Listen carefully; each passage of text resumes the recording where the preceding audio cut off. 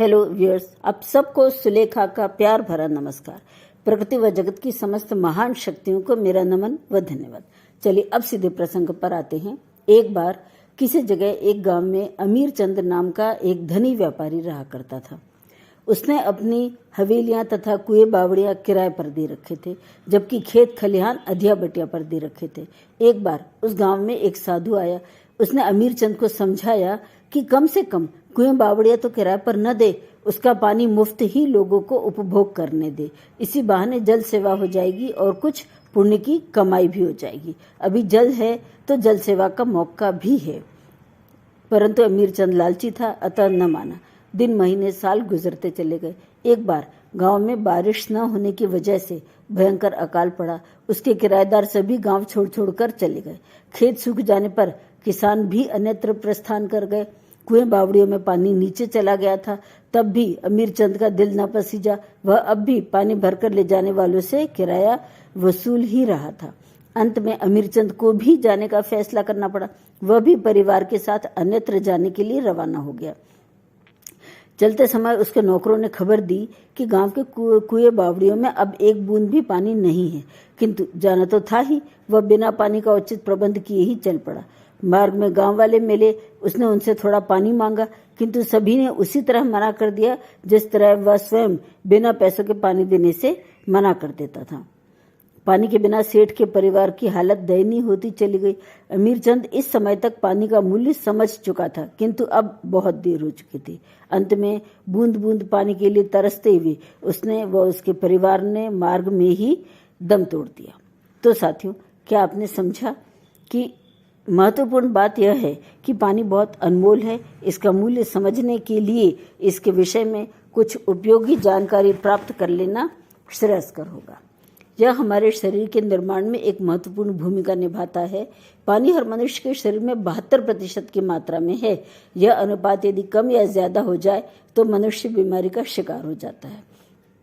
इस अनुपात का बना रहना अत्यंत आवश्यक है, क्योंकि जल हमारे शरीर की सभी कोशिकाओं को पोषक तत्व तथा ऑक्सीजन पहुंचाता है, शरीर से विषैले तत्वों को बाहर निकालता है, शरीर के तापमान को नियंत्रित रखता है, रक्त का निर्माण करता है। इस तरह जल हमारे अस्तित्व की एक मूलभूत आवश्यकता है।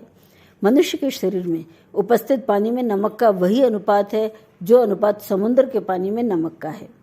वैज्ञानिक अब यह भी जान चुके हैं कि पानी की अपनी याददाश्त होती है। पाइप से आते समय पानी जितने भी मोड़ों से गुजरता है, हर जगह की याद अपने साथ ले लेता है। पानी को प्रयोग में लेने से पहले यदि हम जल से भरे बर्तन की पूजा करें तथा पास में दीपक जलाकर रख दें तो उस पानी का प्रभाव और भी स्वास्थ्यकर होगा। साथ ही प्रयोग में लेने से पहले यदि हम शरीर में इसके अनेक लाभों का भी चिंतन करें तो इसके प्रभाव और भी सकारात्मक होंगे। शरीर में जल का स्थान सूक्ष्म रूप में अनामिका उंगली में है। इसका गुण शांति प्रदान करना है।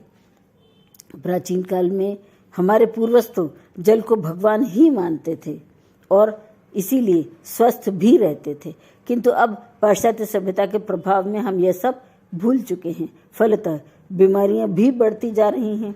तो साथियों, आपको याद दिला दूं कि अभी इसी पखवाड़े में 22 मार्च को विश्व जल दिवस मनाया गया है।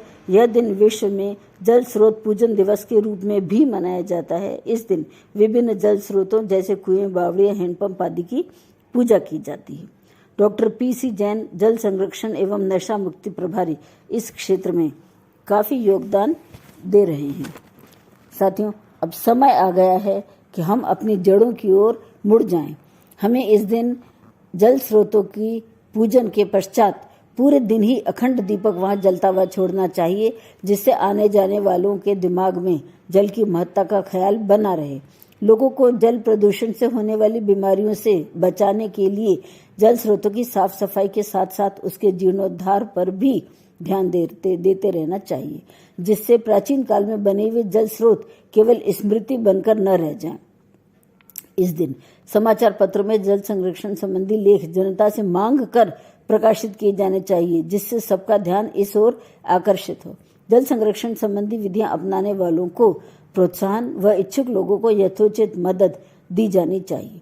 आगे बढ़ते हुए मैं आपसे एक अनुरोध करना चाहूंगी कि अब गर्मियां आ गई हैं, अतः हमें पशुओं के लिए प्याऊ तथा पक्षियों के लिए छोटे छोटे बर्तनों में पानी भरकर अवश्य रख देना चाहिए, जिससे ये निर्दोष प्राणी कम से कम प्यास से तो न मरे। याद रखें, जल सेवा के बहाने भी आप ईश्वर की सेवा कर सकते हैं। ये भी न भूलें कि कोई भी अच्छा काम करते समय आपको टोकने वाले मिल जाएंगे। उनकी परवाह न करें, क्योंकि the biggest truth is people will hurt you, God will heal you. People will humiliate you, God will magnify you. People will जज you, God will justify you. तो हम विभिन्न बिंदुओं पर ध्यान देकर जल स्रोतों के संरक्षण की प्राचीन परंपरा को पुनर्जीवित कर सकेंगे, जो सिर्फ परंपरा ही न रही, आज के समय की आवश्यकता भी बन गई है। साथ ही भावी पीढ़ी को स्वास्थ्य की दृष्टि से और अधिक समृद्ध भी बना सकेंगे। साथियों, नीली हरी खामोश फिजा में कितने जन्म बीते हैं, पता बता मालिक, दर्शन की आस में हम जीते हैं। So guys, thank you, good bye, फिर मिलेंगे।